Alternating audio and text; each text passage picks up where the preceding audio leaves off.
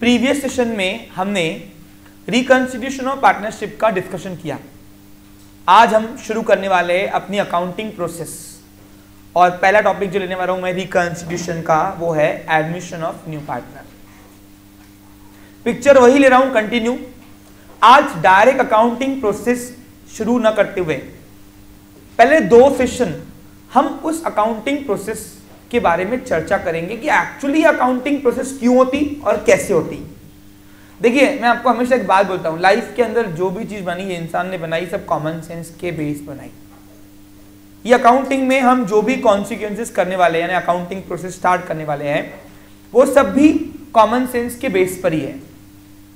तो आज उस कॉमन सेंस के बेस पर चर्चा करेंगे कि क्यों इस तरीके की accounting he admission of partner accounting कहलाती है। अब पिक्चर को समझाने के लिए मैं वही आपकी प्रीवियस पिक्चर जो मैंने आपकी ली थी, नाम था Varun and Krish, right. Admission of new partner का जो एग्जाम्पल दिया था मैं उसी को यहां पे लेके आपको पिक्चराइज वैसे समझाया जाता है, चर्चा किया जाता है कि एक्चुअली करना क्या है। देखिए सबसे पहले अज्यूम करो मैं लॉयर प्लस अकाउंटेंट हूं। मेरे पास वरुण और क्रिश आए अपनी पार्टनरशिप फर्म बनाने के लिए, मैंने करके दिया था 2014 में। कल वाली पिक्चर सबको याद होंगी अगर तो आज आप लिंक जोड़ पा रहे होंगे उससे। 2014 तक के अगर बात करूं मैं तो वरुण और क्रिश, मैंने आपको कहा था ना पहला एग्जाम्पल हम प्रैक्टिकली यहां बनाते हैं, इंडायरेक्टली हमारा प्रोसेस शुरू हो गया है। ये दोनों आए, इन दोनों को अग्रीमेंट मैंने ही बना के दिया था। उस अग्रीमेंट के अंदर इन्होंने सब बातें टर्म्स एंड कंडीशन लिखी थी। 3-3 लाख रुपए में सब अज्यूम करो उन्होंने अपना बिजनेस स्टार्ट किया और मैंने इनका जो रेशियो रखा था फर्म ने रेशियो था इनका 1:1, इनका ये रेशियो था 1:1, यानी क्या हो रहा था कि दो हिस्से होंगे, एक हिस्सा वरुण लेगा, एक हिस्सा कौन लेगा, क्रिश लेगा। ओके यहां तक क्लियर है पिक्चर। अब हुआ इस तरीके से उनका फर्म नेम था, हमारा फर्म नेम था, सॉरी फर्म नेम था हमारा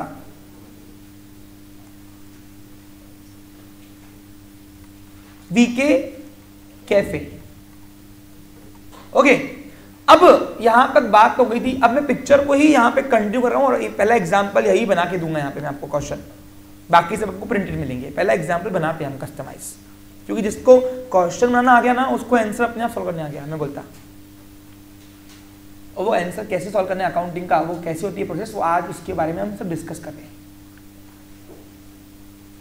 अब यहां पे हुआ इस तरीके से, ये 2014 से लेकर 2016 तक के ये दोनों पार्टनरशिप में मस्त अपने मग्न में बिजनेस चला रहे थे। 2016 में अक्टूबर महीने में 2016 में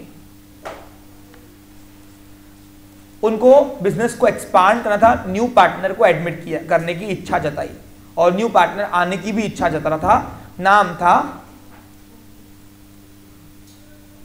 कौन, मोहित, राइट। अब न्यू पार्टनर जब आता है सुनिए तो वो बिजनेस को दो चीजें देता है, कैपिटल और गुडविल। गुडविल के बारे में फिलहाल डिस्कस नहीं कर रहे। अब अज्यूम करो उन्होंने यहां पे न्यू पार्टनर का जो कैपिटल था उससे 15 लाख रुपए ले रहे। अब सर ऐसा कहते 3 लाख का 15 लाख, अरे भैया 3 लाख उन्होंने 2 साल पहले शुरू किया था, अभी प्रॉफिट ऐड करते होते इनका भी तो आज का बैलेंस शीट में अच्छा खासा कैपिटल बन गया होगा ना, क्योंकि हर साल नेट प्रॉफिट में हम कैपिटल ऐड करते तो उनका कैपिटल बढ़ता है। ये इनिशियल स्टेज का कैपिटल था उनका। ओके इनका भी 15, 18, 19, 20 लाख तो होंगे ही होगा पक्का, इनका भी 15 लाख तो होंगे होगा कम से कम, ऐसा अज्यूम करो। अब न्यू पार्टनर जब आता है ना तो उसको एक न्यू रेशो मिलता है। क्या मिलता है, न्यू रेशो। अब देखो क्या क्या करना है मैं इनडायरेक्टली सब बता रहा हूं आपको, सब क्यों करना है वो भी हाथों हाथ में आपको समझा के जा रहा हूं, सुन लीजिए। अब न्यू रेशो जो दिया गया, अब वैसे तो उसको भी एक हिस्सा देना चाहिए था, लेकिन न्यू पार्टनर को बोला कि तेरे को हम देखो तेरे आने के पहले 2 हिस्से हो रहे थे, कितने हो रहे थे, 2। अब तेरे आने के बाद हम टोटल हिस्से 4 करेंगे, कितने करेंगे, 4। करने कितने चाहिए थे कायदे से 3, अगर 3 करते थे तो इक्वल 1:1:1 बढ़ता था, लेकिन वो 4 करने के बाद इसको एक ही हिस्सा दे रहे, यानी समझा आपको क्लियर। मोहित के आने के पहले इनके टोटल हिस्से 2 हो रहे थे प्रॉफिट एंड लॉस का, एक एक हिस्सा वरुण और क्रिश ले रहा था, लेकिन मोहित के आने के बाद उसने क्या कर दिया, टोटल हिस्से 4 कर दिए और बोला कि तेरे आने के बाद हम तेरे को एक हिस्सा देंगे उस 4 हिस्से में से, यानी एक हिस्सा इसका है मोहित का, बाकी 3 हिस्से किसके हो गए, वरुण और उसके, यानी वरुण और क्रिश दोनों इक्वल ले रहे हैं, लेकिन इसको कम दे रहे हैं। अरे कम दे रहे ना, अगर 3 में से 1.5 हिस्सा उसका 1.5 हिस्सा उसका। लेकिन अब देखिए सबसे पहला काम करना, जब न्यू पार्टनर आता है ना तो आपको बता दूं वो नया कैपिटल आता है और उस कैपिटल के बदले में उसको नया रेशो मिलता है, और नया रेशो मिलने की वजह से टोटल रेशो जो है उसमें बदलाव आता है। क्या आता है, और बदलाव आने की वजह से पहला काम अकाउंटिंग प्रोसेस के अंदर हमें करना पड़ता है तीनों का न्यू रेशो निकालना। पूछो क्यों, देखो अगर मैं इसी रेशो चलाऊंगा तो अगर 4 में से एक हिस्सा मोहित लेके बैठाए तो इनको कितना देना पड़ेगा, 1.5, और 1.5 कोई रेशो होता ही नहीं है एक्चुअली। कभी सुना क्या रेशो 1.5 में, पॉइंट में कभी देखा कभी, सोचने वाली बात है ना, रेशो कभी 1.5 हिस्सा सुना है कभी नहीं। यानी इसका मतलब क्या है कि अगर टोटल हिस्से 4 हो रहे हैं, 4 में से एक हिस्सा अगर मोहित ले रहा है, बाकी 3 हिस्से इन दोनों को इक्वल बांटना है, तो 1.5 हिस्सा कभी होता नहीं। इसलिए हम क्या करते हैं, जब अकाउंटेंट आपकी अकाउंटिंग करेगा ना, यानी मैंने इनको समझाया ऐसा, कोई भी करेगा वो टाइम पे तीनों का पहले न्यू रेशो निकालेगा।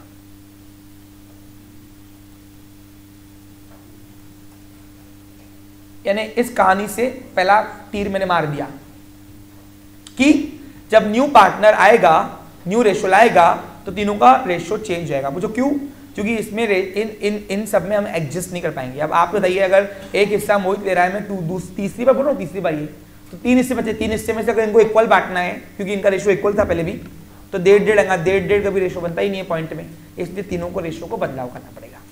तो क्यों करना पड़ना समझा आपको, यानी पहला कहा सीखा, न्यू पार्टनर एडमिट होते ही तीनों पार्टनर्स का न्यू रेशो निकलेगा। तीनों यानी old partners and new partner. ये जो एग्जिस्टिंग पार्टनर है उनको ओल्ड पार्टनर बोलते हैं, और जो नया पार्टनर आ रहा है, अब अक्टूबर 2016 में वो मेरे पास आए और बोलते सर अग्रीमेंट के अंदर डीड के अंदर चेंज करो, हमको नया पार्टनर लाना है। मैंने उनको समझा दिया कि देखो सिर्फ डीड के अंदर चेंज करने से काम चलता नहीं है, हमको पूरी अकाउंटिंग प्रोसेस में बदलाव करना पड़ेगा, पीछे का पूरा समेट कर आज नया शुरू कर रहे हैं इस तरीके का करना पड़ेगा, और वो बीच रास्ते नहीं होता। तो ये वरुण बोला सर मतलब क्या, आप बोलना क्या चाहते हो, जरा खुल के बोलिए। तो मैंने वरुण को बोला, वरुण देख सबसे पहले बात सुन, तुम्हारा ओल्ड अकाउंटेंट मैं नहीं हूं, कौन है, योगेश। कौन है, यानी 2014 से लेकर मैंने इनको पार्टनरशिप फर्म तो रजिस्टर करके दिया था, लेकिन कंजूस थे ये लोग, इसलिए मैं महंगा अकाउंटेंट था, इसलिए वो मेरे पास अकाउंटिंग नहीं दे रहे थे। वैसे अकाउंटिंग का मैं भी कर रहा था मैं, लेकिन उसको लोकल अकाउंटेंट मिला, कौन, योगेश, और उसने उनको 2016 तक के अकाउंटिंग करके देना है, वो करके दे रहा था उनको। योगेश उनका ओल्ड अकाउंटेंट है यहाँ। ये अब सर पिक्चर में ओल्ड अकाउंटेंट भी होगा, नहीं, यहाँ पे सब एग्जाम्पल तुमको समझाने के लिए ले रहा हूं मैं, आपको क्वेश्चन में ऐसा कुछ नहीं दिया रहेगा। मैंने बोला अगर न्यू पार्टनर का नाम डाल दूं, कैपिटल डाल दूं अग्रीमेंट में, तो हो जाएगा पूरा सबमिट के। बोला हाँ सर बस, नहीं, आगे होंगे झगड़े। क्या होंगे, इसलिए अगर लीगल प्रोसेस में हमको न्यू पार्टनर को एडमिट करने के लिए रिकंस्टिट्यूट करना है, तो आपके अकाउंटिंग प्रोसेस में भी पूरा नए सिरे से करना पड़ेगा, अपना पूरा पुराना अकाउंटिंग सबमिट कर नए सिरे से अकाउंटिंग करना पड़ेगा। और उसके लिए पहली बात तो बीच रास्ते हम ओल्ड न्यू पार्टनर को लाएंगे ही नहीं। योगेश को बुलाओ, योगेश मुझसे कोऑर्डिनेट करेगा। तो बोला सर फिर न्यू पार्टनर का हिसाब किताब आप करके दोगे, बोला हाँ। बोला सर सिंपल तो है, क्या लूट रहे आप तो ये, मतलब क्यों, बोला सर देखो आप करोगे क्या, जो बैलेंस शीट रहेंगी, फाइनल अकाउंट रहेगा, वो आपको योगेश देगा जानबूझ के, उसमें बस न्यू पार्टनर का कैपिटल 15 लाख रुपए आ रहे हैं। जैसे देखो अपन कैपिटल आता तो क्या एंट्री होती, बाय कैश टू कैपिटल, बराबर कि नहीं। अब सपोज सर योगेश आपको बैलेंस शीट देगा बना के, इसमें लायबिलिटी रहती है, इसमें एसेट रहती है, सर ये तो हमको भी आ जाए, वरुण बोलता इतना तो हम अकाउंटेंट सीखे ही है। क्या करना है सर, देखो न्यू पार्टनर एंटर होगा, एंट्री होंगी बाय कैश टू कैपिटल, तो बस यहाँ पे कैश 15 लाख से बढ़ा दो, और योगेश का वो न्यू पार्टनर को मोहित, यहाँ पे मोहित कैपिटल डालो, हमारा कैपिटल तो नाम होगा ही होगा ऑलरेडी ओल्ड वाली बैलेंस शीट में, हो गया 15 लाख से और बढ़ के आएगा, खत्म विषय, हो गया न्यू पार्टनर एडमिट। ये सर आप फालतू फालतू हमको लोचे दिला रहे हो। मैंने बोला अगर इतना सिंपल होता था तो हमारे जैसे लोगों की नीड ही नहीं होती थी, बराबर कि नहीं? नहीं ऐसा नहीं होता बेटा। बोला क्यों? उसके 2 रीजन सुन लीजिए। कोई भी पुरानी वाली बैलेंस शीट में न्यू पार्टनर का नाम ऐड कर दो, कैपिटल ऐड कर दो, एसेट 15 लाख से बढ़ गई, 15 लाख से लायबिलिटी बढ़ गई, अरे फर्स्ट पार्ट लायबिलिटी बढ़ गई मोहित कैपिटल, और 15 लाख कैश लाए होंगे तो 15 लाख से कैश बढ़ गई, हो गया बैलेंस शीट टैली होंगी वैसे भी। बोला ऐसा अगर करते थे तो आगे इसके आने के कॉन्सिक्वेंस होने वाले हैं। बोला क्या सर? सुन लीजिए। अब उसके 2 रीजन है। पहला देखो, अगर मैंने सिर्फ इस तरीके से एडजस्ट कर लिया न्यू पार्टनर को अकाउंटिंग के अंदर, क्या मेरी बात सबको समझ आ रहा है? तो आगे तुम्हारे बेशक झगड़े होंगे। झगड़े क्यों होंगे बता देखो।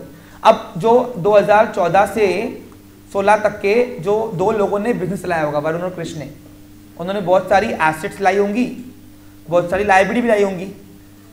अब वो एसेट लायबिलिटीज में आगे चल के कोई प्रॉफिट लॉस आया, प्रॉफिट लॉस वो तो क्या, कोई एसेट का भाव कम हो गया होगा तो लॉस होगा, क्या होगा? और वो लॉस अगर आगे चल के तीनों पार्टनर में झेलना पड़ेगा तो नया वाला पार्टनर क्या बोलेगा कि ये एसेट जो है ये मेरे आने के पहले की खरीदी हुई है, ये डिसीजन मेरी है ही नहीं, तो मुझे क्यों लॉस झेलूं मैं, बराबर कि नहीं? यहाँ प्रॉफिट भी हुआ होगा एसेट में कोई सपोज, तो वो बोलेगा मुझे भी प्रॉफिट चाहिए। फिर ओल्ड वाले पार्टनर बोलेंगे नहीं नहीं ये तो एसेट हमने पहले खरीदी थी इसके आने के, इसमें हम इसको प्रॉफिट क्यों दे?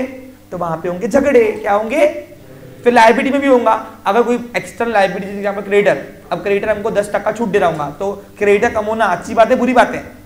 प्रॉफिट होता ना, क्या होता है? याद करो डिस्काउंट ऑन क्रेडिटर, 2 इफेक्ट कहाँ कर देते बताओ?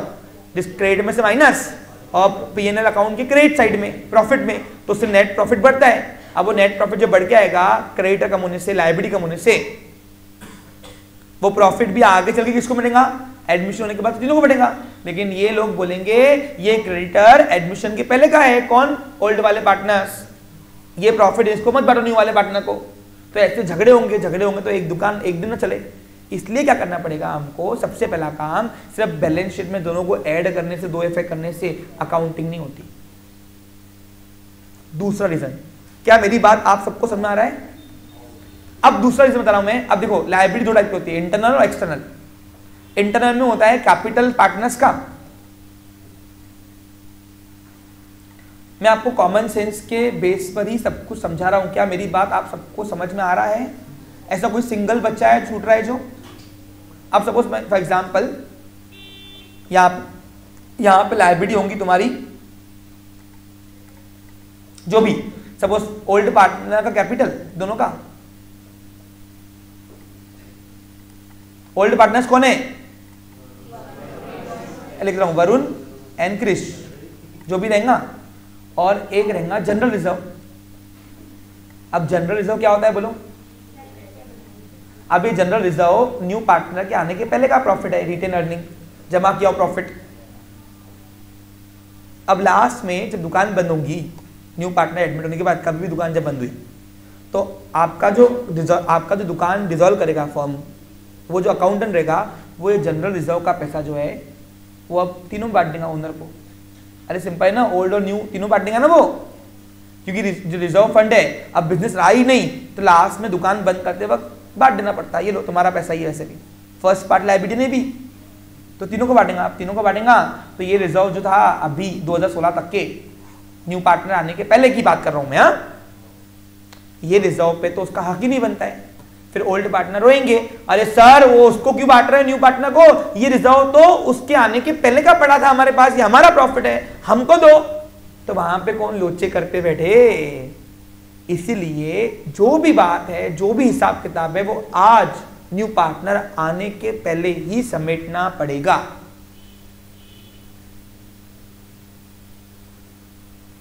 कुछ समझा? तो ऐसे झगड़े ना हो, ये रीजन की वजह से अकाउंटिंग ऐसे सिंप्लीफाइड नहीं होती कि यहाँ पे मोहित कैपिटल नाम का 15 लाख का चुका दो और यहाँ पे कैश 15 लाख से आया, क्योंकि कोई भी ओनर जब कैपिटल आता है तो एंट्री होती है बाय कैश टू कैपिटल। अपने 11 में पढ़ी थी अपन, याद करो। देखो बेसिक अकाउंटिंग आती है, उसी को समझ रहा होगा मैं क्या कर रहा हूँ यहाँ पे। 15 लाख रुपए हो गया बैलेंस शीट टैली। बाकी जो एसेट लायबिलिटी थे वो तो थे ही, 15 लाख से बैलेंस शीट बढ़ गया, आगे बस हो क्या होगा। ऐसा नहीं होता है बेटा, इतना सिंपल नहीं होता है। सर करना क्या है वो बताओ। ऐसे दोनों ने बोला मेरे को, किसने, वरुण ने और कृष्ण ने। मैंने उनको बोल दिया मैं अकाउंटेंट हूं क्या, मेरा काम है डीड पे तुमको करके देना। तुमने मेरे को अकाउंट दिया था 2 साल, तो वही बोलो योगेश को बोलो, वो तुमको करके देगा अकाउंटिंग प्रोसेस एडमिशन की।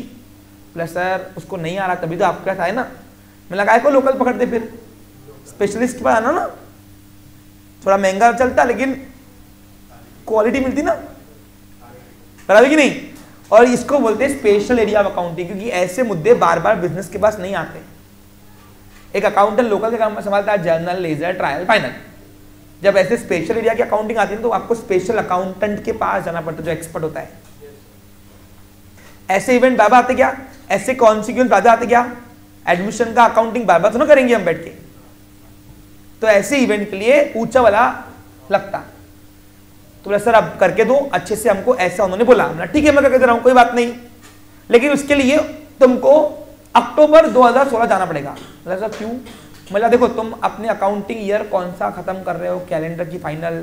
तो सर हम तो कैलेंडर ईयर चलाते। कैलेंडर यानी क्या, 1 जनवरी से 31 दिसंबर हर साल वो अपना अकाउंटिंग क्लोज कर रहे हैं। पहला एग्जांपल जो ना वो कैलेंडर में ले रहे, बाकी फाइनेंशियल लेंगे, क्योंकि पहला समझाना पड़ता ना इसलिए। तो मैंने एक काम कर, 2016 जान दे, मैं बीच रास्ते न्यू पार्टनर को एडमिट नहीं कर सकता। योगेश को बोल 2016 का पूरा फाइनल अकाउंट ड्राफ्ट करके मेरे को दे। जब तक वो मुझे 2016 का फाइनल अकाउंट ड्राफ्ट नहीं करके देगा तब तक के मैं न्यू पार्टनर की एडमिशन की अकाउंटिंग की प्रोसेस नहीं स्टार्ट कर सकता। ऐसे मैंने बोल दिया। किसको बोल दिया, दोनों पार्टनर्स को। और मोहित को बोला मोहित जहां इतने मैंने रुका ना 3 दिन रुक जा, अक्टूबर, नवंबर, दिसंबर। दिसंबर के बाद जनवरी में तेरी एंट्री करवाता मैं पूरी, और तेरा हिसाब किताब समेट के इस तरीके के देता तेरे को मैं कि तुमको आगे झगड़ा ही नहीं करना पड़े, कुछ भी नहीं, एकदम क्लैरिफाई होगा। न्यू पार्टनर आने के पहले जो कॉन्सिक्वेंसेस थे, जो इफेक्ट्स थे, वो ओल्ड पार्टनर को दे देंगे, और आज से जो भी चलेगा वो तीनों में बटेगा। फिर इस तरीके का अकाउंटिंग सबमिट के दूंगा तुम्हें। क्या मेरी बात आपको समझ में आ रहा है। क्या करूंगा ऐसा पूछा उन्होंने, रुक दे पहले ओल्ड अकाउंटेंट को बोल करके दे। और फाइनली क्या हुआ, वहां पे ओल्ड अकाउंटेंट को मैंने बुलाया। मैंने बोला योगेश एक काम तू कर, सिर्फ क्या काम कर बोलो पुराने यहां तक के लास्ट ईयर तक के दिसंबर तक के मेरे को फाइनल अकाउंट का ड्राफ्ट कर दे। फाइनल अकाउंट में क्या क्या बनता है, ट्रेडिंग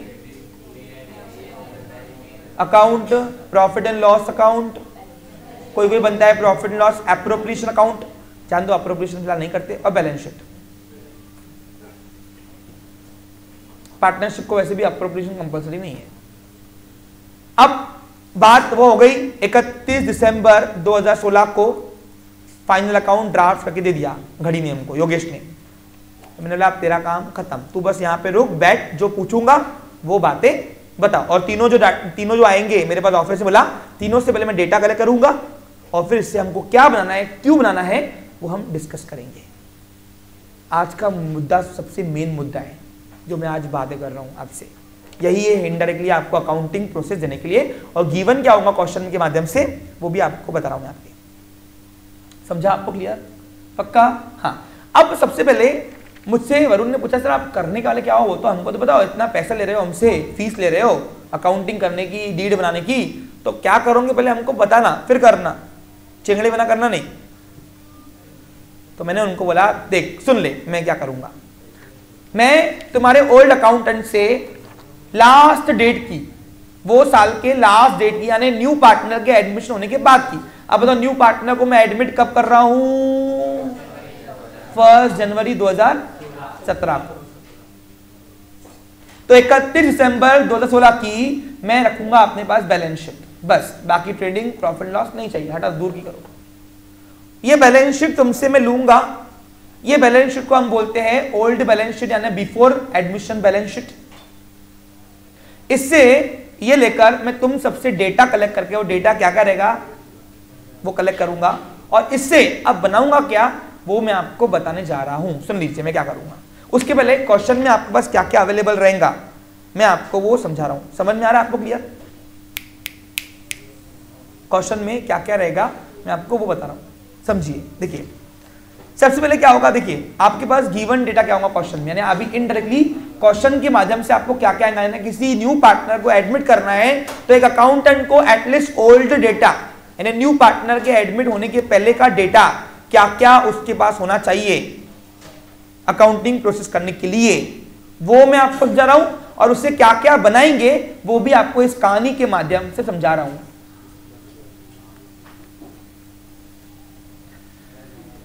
अब मैं एक तीर पे दो निशान मार रहा हूं, क्या पूछो?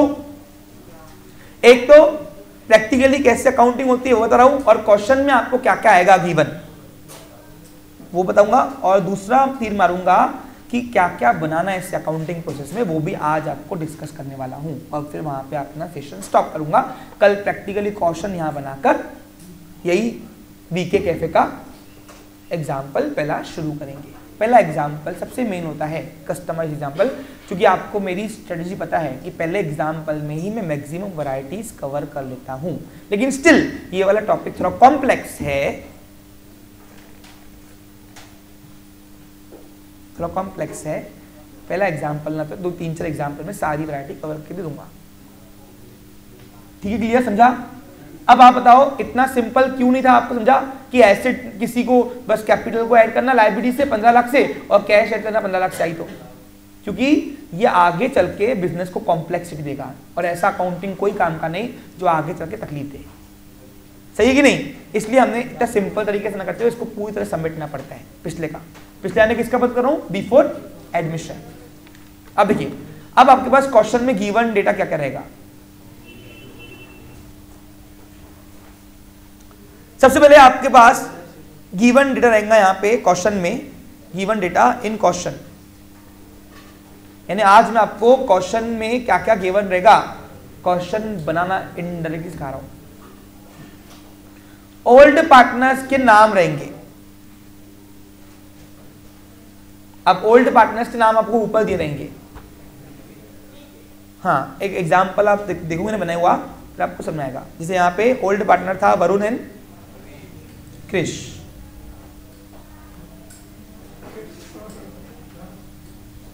फिर आपको ओल्ड रेशियो दिया रहेगा 1:1, जैसे अपनी पिक्चर में आने वाला है। इसके बाद आपको दिया रहेगा बिफोर बैलेंस शीट। क्वेश्चन में आपको बैलेंस शीट बना के देगा पेपर वाला, यानी क्वेश्चन में आपको बैलेंस शीट गिवन रहेगी। कौन सी? लेकिन बिफोर एडमिशन की, यानी अगर मैं 1 जनवरी 2017 में पार्टनर को एडमिट कर रहा हूं तो 31 दिसंबर 2017 की आपको बैलेंस शीट रहेगी गिवन अवेलेबल। हाँ 16 की, सॉरी 16 की।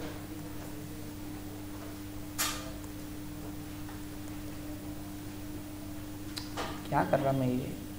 हाँ,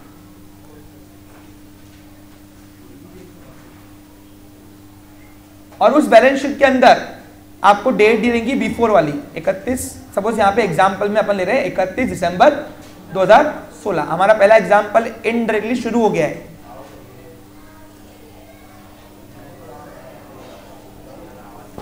एक मिनट, कुछ टेक्निकल इशू है।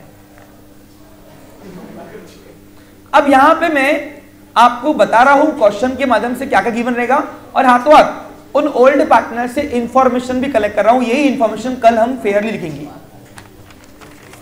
जब पहला क्वेश्चन बनाएंगे सॉल्व करने के लिए। तो अब बैलेंस शीट में आपको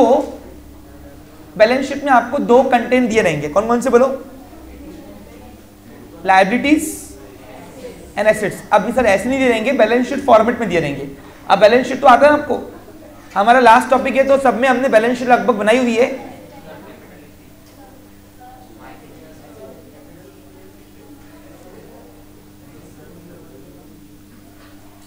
कृष्णा, अब लायबिलिटी 3 टाइप की दी रहेंगी। कौन कौन सी? फर्स्ट पार्टी, सेकंड पार्टी और थर्ड पार्टी। तो यहां पे लिख रहा हूं ओनर्स लायबिलिटी। देखो डेटा क्या क्या रहेगा मैं आपको पहले लिख के दे रहा हूं, यानी कैपिटल और रिजर्व फंड और करंट का नेट प्रॉफिट। अच्छा, करंट डे का नेट प्रॉफिट हम कैपिटल में कभी एडेड रहेगा, कभी नहीं रहेगा। अब सर मतलब क्या, याद करो, पार्टनरशिप फॉर्म में अपन ने पार्टनरशिप फॉर्म की फाइनल की हुई है, की होंगी तो ये टॉपिक आएगा आपको। हाँ, अब याद करो करंट डे का जो नेट प्रॉफिट था, करंट डे का जो नेट प्रॉफिट था वो अपन कैपिटल में ऐड करते थे, तो कभी कभी आपको कैपिटल में ऐड किया हुआ रहेगा, कभी आपको अलग से दिया रहेगा प्रॉफिट एंड लॉस के नाम से बैलेंस। क्योंकि अगर नया अकाउंटेंट जो ओल्ड अकाउंटेंट से डेटा लेगा वो उसको बोल देगा पहले कि करंट डे का नेट प्रॉफिट ऐड मत करना, मैं खुद ही यहाँ पे रिवॉल्यूशन मतलब अकाउंटिंग प्रोसेस में कर दूंगा नया एडमिशन के वक्त। समझा आपको क्लियर? और कभी अगर आपको क्वेश्चन में नहीं दिख रहा है प्रॉफिट एंड लॉस के नाम से बैलेंस, तो यानी वो ऐड किया हुआ है कैपिटल में। अब मैंने आपको अभी हिंट दे दिया, आगे नहीं पूछना सर क्यों नहीं दिया है क्या है। तो ओनर्स लायबिलिटी यानी फर्स्ट पार्ट लायबिलिटी दी रहेंगी आपको, फिर दूसरा रहेगा सिक्योर लायबिलिटी यानी एक्सटर्नल लायबिलिटी। सिक्योर लायबिलिटी किसको बोलते हैं? जो कर्जा लिया है फर्म ने लेकिन उसके लिए कोई एसेट गिरवी रखी हुई है, मॉर्गेज रखी हुई है। और तीसरा आता है अनसिक्योर्ड लायबिलिटीज।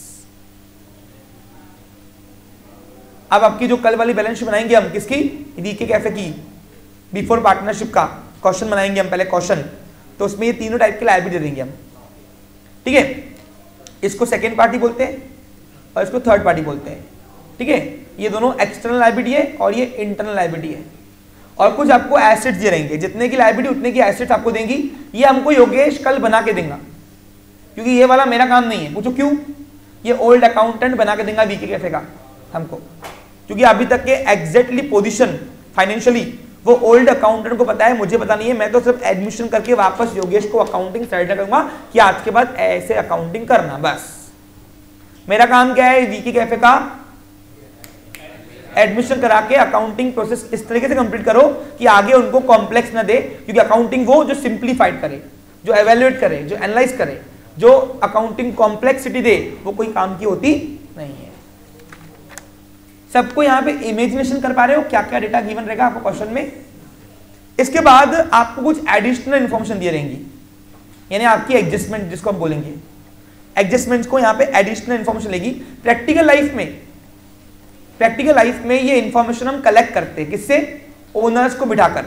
कल मैं यहाँ पे वही करूंगा, ओनर्स को बिठा के मैं यहाँ पे ये इंफॉर्मेशन कलेक्ट करूंगा जब पहला एग्जाम्पल बनाऊंगा। तो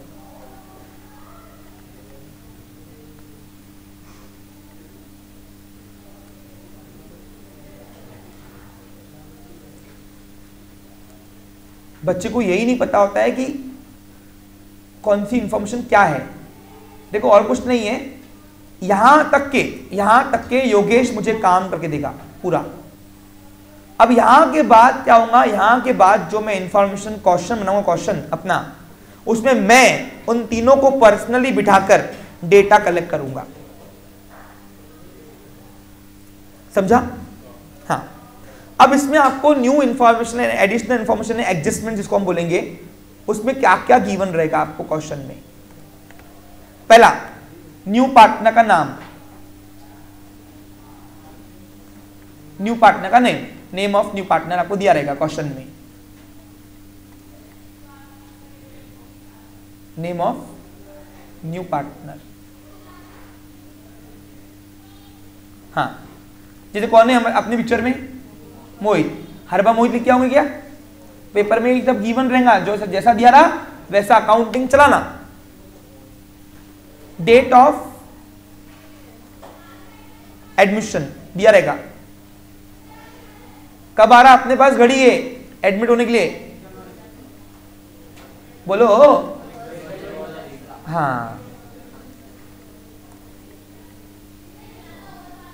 एडमिशन रहेगा 1 जनवरी 2017। ओके। फिर आपको दिया रहेगा न्यू पार्टनर का न्यू रेशो ऑफ पार्टनर।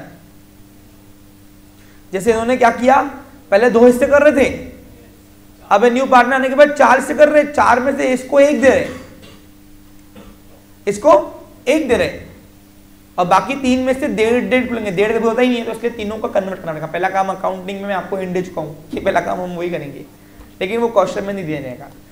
उसको बोलते हैं new ratio of all partners, निकालेंगे अब। एक पार्टनर का न्यू रेशो दिया रहेगा, इससे इसके बेस पर तीनों का नया रेशो निकालना पड़ेगा, बदला होगा पूरा।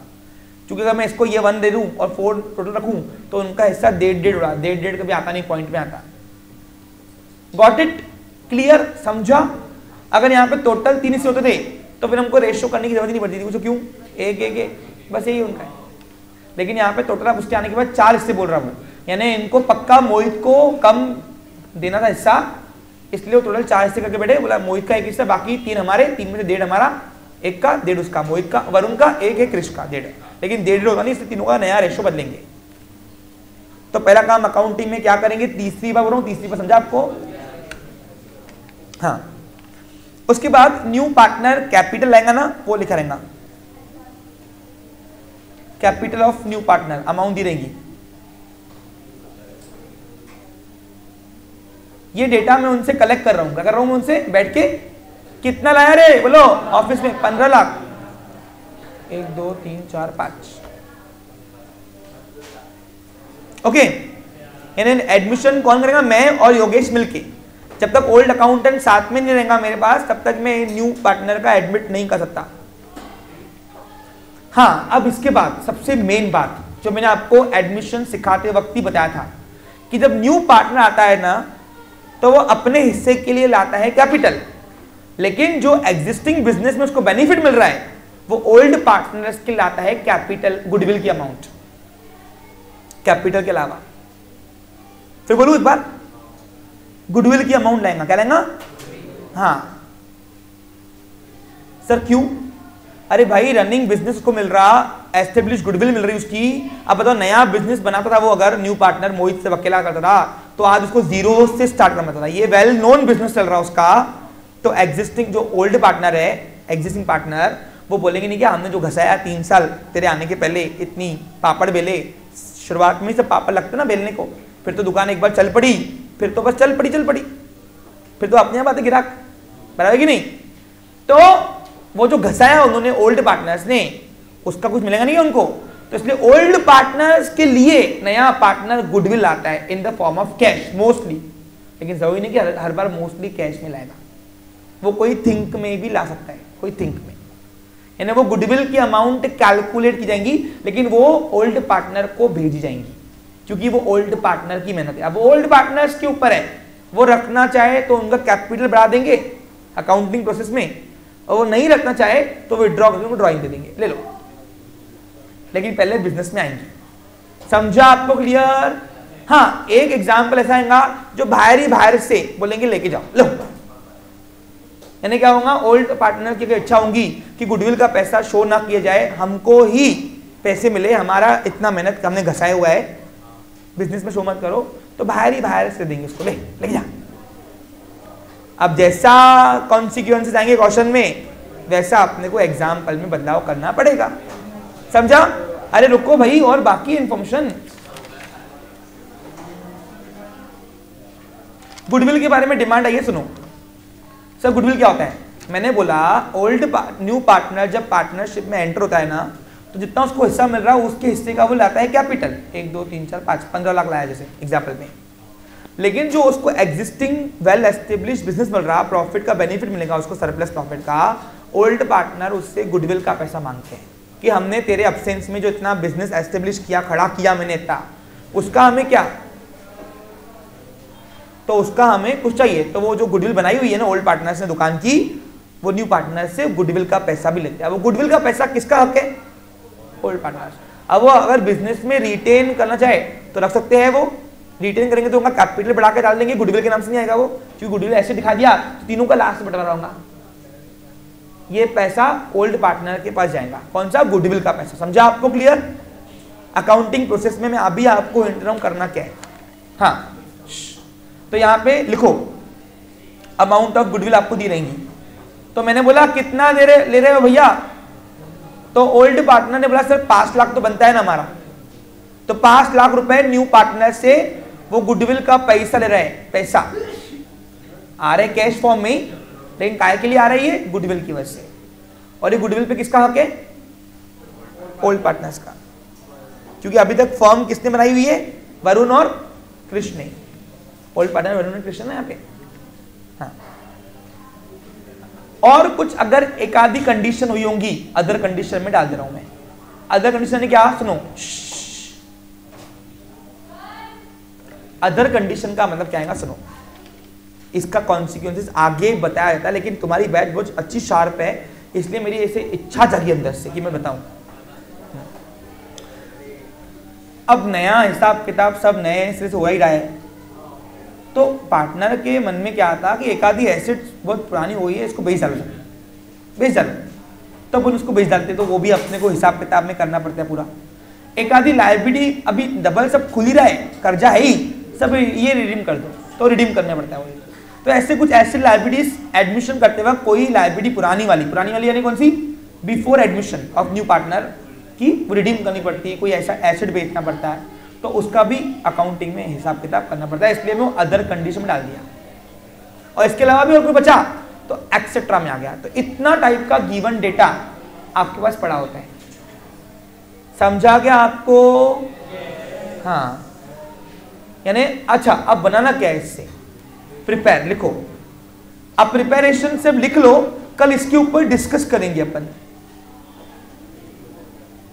तो देखो वरुण ने मेरे को पूछा था कि सर पैसे दे रहे, तो बताओ तो सही क्या क्या बनाऊंगे, कैसे करोगे अकाउंटिंग हिसाब किताब।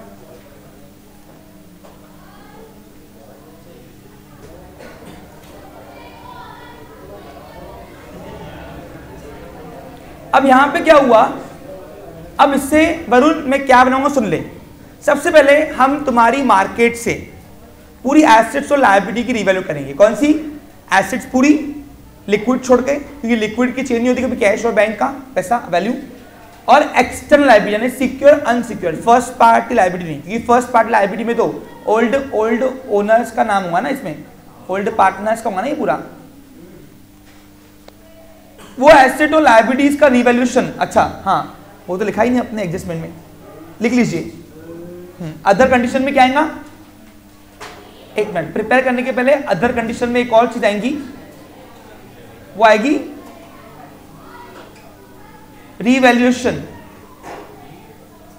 Revaluation of all assets and liabilities. यानी आपको एडजस्टमेंट में एसेट्स का नया भाव, नई लायबिलिटी का नया भाव, न्यू भाव, जो आज का भाव है, प्रेजेंट भाव, जो बुक वैल्यू वो नहीं, वो दिया रहेगा, ताकि आगे चल के झगड़े ना हो।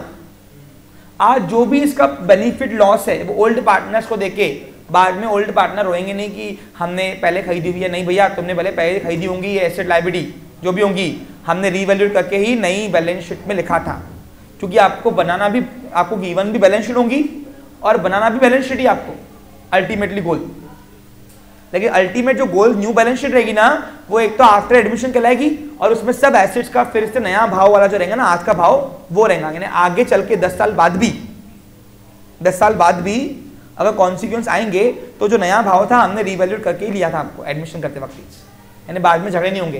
जैसे कोई लैंड है 10 लाख की होंगी, आज पहले ली थी आपने 2-3 साल पहले, आज उसका 15 लाख हुआ होगा या 16 लाख हुआ होगा भाव, तो 3 लाख रुपए आज 16 लाख का भाव देंगे। 3 लाख का जो प्रॉफिट है एक एक हिस्से में जो आएगा वरुण और क्रिश को दे देंगे पहले ओल्ड पार्टनर्स को। या कोई एसेट का भाव कम में गया होगा आज का प्रेजेंट भाव, तो लॉस भी हम आज ही झेल के दे देंगे उनको, और लॉस या प्रॉफिट हो, इससे ओल्ड पार्टनर्स के कैपिटल पे, न्यू कैपिटल पे अफेक्ट होगा। क्योंकि तीनों का नया ओल्ड न्यू पार्टनर नहीं, जो ओल्ड पार्टनर है ना उनका एक नया कैपिटल निकलेगा फिर से, नई अमाउंट। ये जो बैलेंस शीट वाला नया ओल्ड वाली बैलेंस शीट का जो कैपिटल है वो हम यहाँ पे नहीं लेंगे, जो हिसाब किताब करके उसके हिस्से में जो आया वो डाल के निकाल के जो नया कैपिटल बनेगा ओल्ड पार्टनर का, वो ही न्यू बैलेंस शीट में आएगा। न्यू बैलेंस नहीं, अपने आंसर में। समझो आपको क्लियर? इसलिए एसेट्स का रिवैल्यूएशन और लायबिलिटीज का रिवैल्यूएशन आपको गिवन रहेगा, वो आपको लिखी होंगी नया भाव, उसको बोलेंगे revaluation of all assets and liabilities. और जिसका नई भाव लिखा रहेगा तो उसको वही ओल्ड वाली बैलेंस शीट से उठा लेना। समझा क्या? अच्छा, अभी कल हम बताएंगे आपको गिवन क्या रहेगा और कैसे करना है प्रिपरेशन, प्रिपेयर क्या करना है अपने को। आज मैंने आपको सिर्फ डिस्कस किया क्या कि गिवन क्या क्या होगा, क्वेश्चन में आपको डेटा क्या क्या रहेगा। तो इतने टाइप का डेटा आपको रहेगा यहाँ से, ओल्ड पार्टनर्स का नाम, रेशो, ओल्ड बैलेंस शीट यानी बिफोर एडमिशन की बैलेंस शीट, और एडजस्टमेंट में क्या किया उन्होंने कहा, name of new partner, date of admission, new partner का रेशो, कैपिटल न्यू पार्टनर का, अमाउंट ऑफ गुडविल भी दिया रहेगा, और अदर कंडीशन में एसेट्स और लायबिलिटीज का रिवैल्यूएशन दिया रहेगा, और एक आधी एसेट लायबिलिटी बेचने को बोलेगा वो। Have a nice day, take care.